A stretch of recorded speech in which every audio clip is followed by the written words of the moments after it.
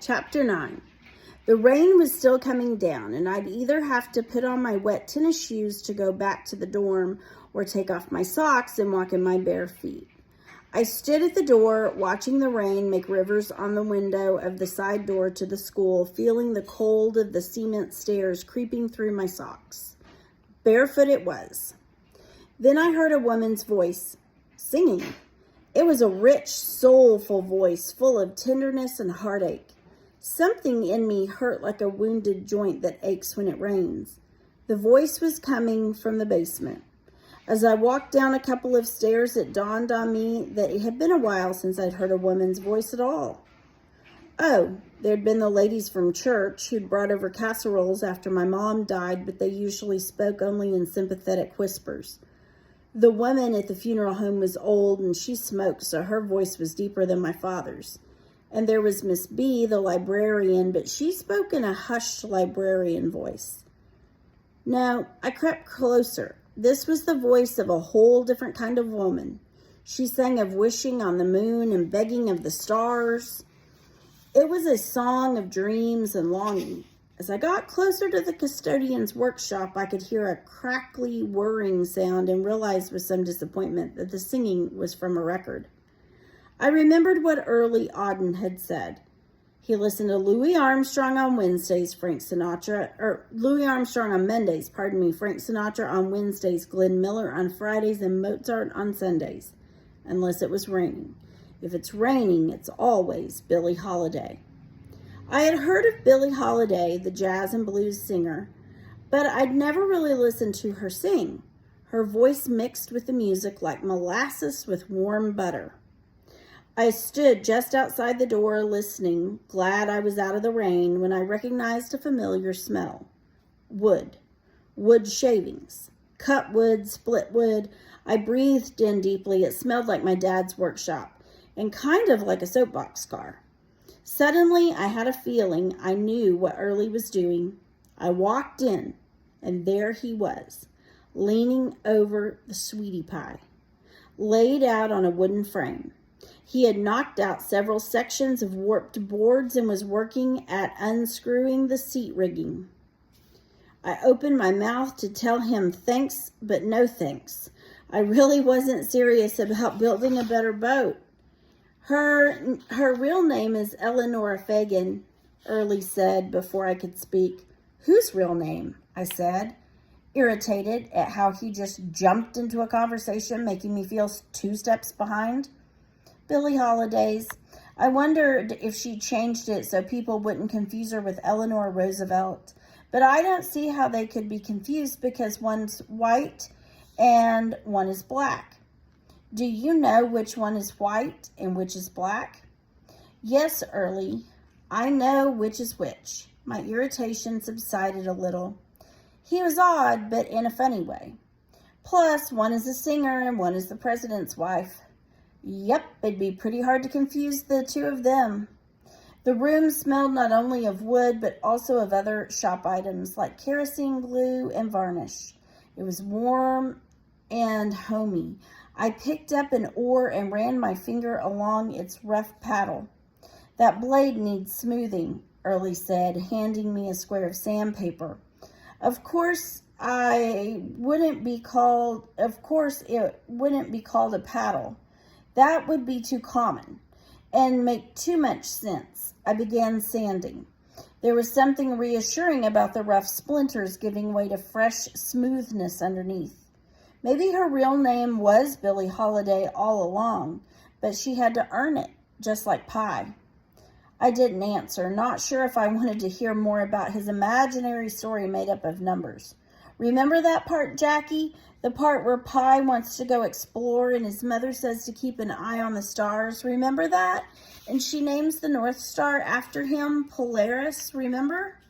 Yeah, I remember, I said, still standing, but he hadn't earned his name yet. Right, so you want to hear what happened next? No, that mathematician Mr. Blaine knows of, Dr. Stanton. He's going to present his theory next month about pi ending. He says one number's already disappeared and eventually pi will die out. Stop that. You don't know what you're talking about. Early moved quickly to sit on his cot. He grabbed a jar of jelly beans off the shelf and poured them out onto his bed and started sorting them by color. I guess he did that to calm himself down, but at one point he just quit sorting. His hands lay at his sides and he stared off into space. His eyes blinked and fluttered a few times. I wouldn't have called it a full-blown fit, but I knew he was having one of those seizures the boys talked about. Just as I started to think that maybe I should go for help, he came out of it. I know where he is, Early said as if nothing had happened. Where who is? I was confused. Pi. That professor says pi ends. But I know where he is. Now, if you remember, 1 in 3.14 in an early story, 1 represented pi. So for the 1 to disappear would be like pi's disappearing. He's not talking about your character, it's the number that will end. But I could see that for Early, they were one and the same. Sometimes he's hard to find for a while, but he always comes back. I always find him. Early kept sorting the jelly beans into neat groups of red, orange, yellow, green, blue. Billie Holiday's voice trailed off, one song ending and another one beginning. Early replaced the jelly beans in the jar, then flipped his chalkboard around, revealing rows of numbers. See, it's right here that he gets in his boat. These numbers, see how they look wavy like the ocean? 3, 2, 8, 5, 3, 4, 5, 7, 6, 8. No, they don't look wavy. They're just numbers, and you're making up a story to go along with them. I get it. It's pretty creative. Early balled his fists again. They're not just numbers, and I'm not making up a story. The story is the numbers. Look at them. The numbers have colors. Blues of the ocean sky, green grass, a bright yellow sun. The numbers have textures and landscape, mountains and waves and sand and storms and words about Pi and his journey. The numbers tell a story, and you don't deserve to hear it. Early moved the record player needle, cutting off Billie Holiday in the middle of a heartfelt song. He set it back down on the crackling, empty space and sat on his cot with his back to me. I stared at his back for a minute. He was right. Probably didn't deserve to hear it.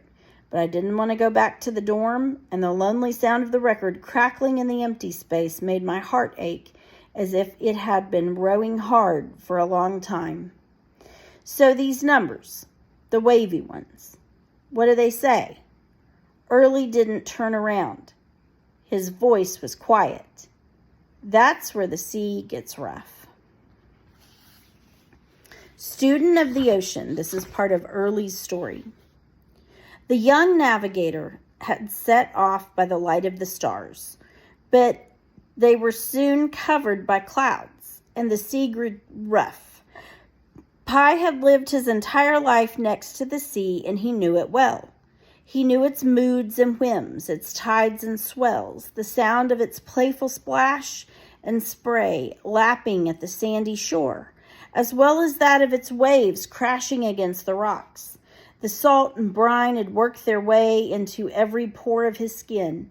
He knew the sea, or so he thought.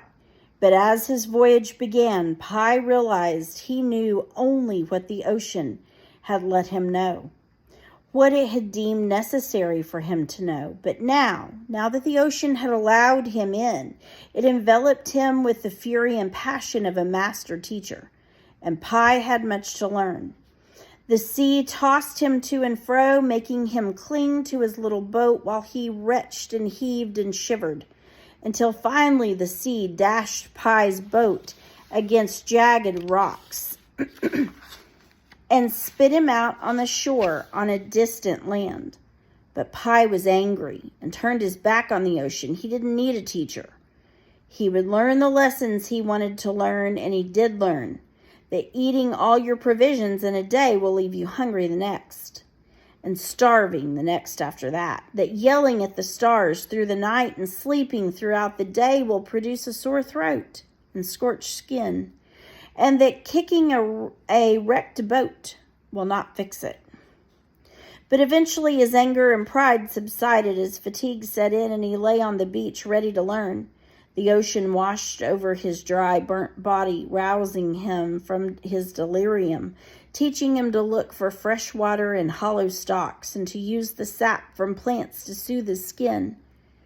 The sea withheld food, teaching Pi to search the beach for crabs, hunt for boar, and learn the sweet taste of a good berry over the bitter taste of the bad.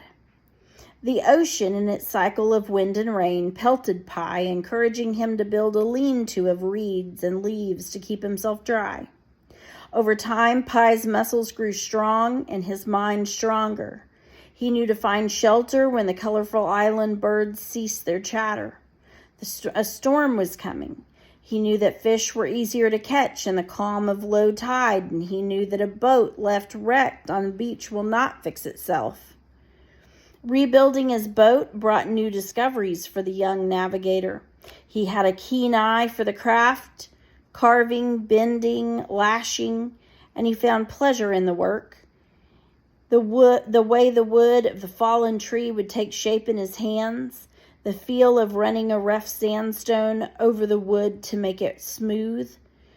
Through his labor, he discovered that a thumb is best not left under a falling hammer, and that sweat and aching muscles bring satisfaction and restful sleep. Finally, after Pi had learned much in the way of survival, as well as humility, the sea allowed him back. But Pi was still learning his place in the world, and he had not yet earned his name.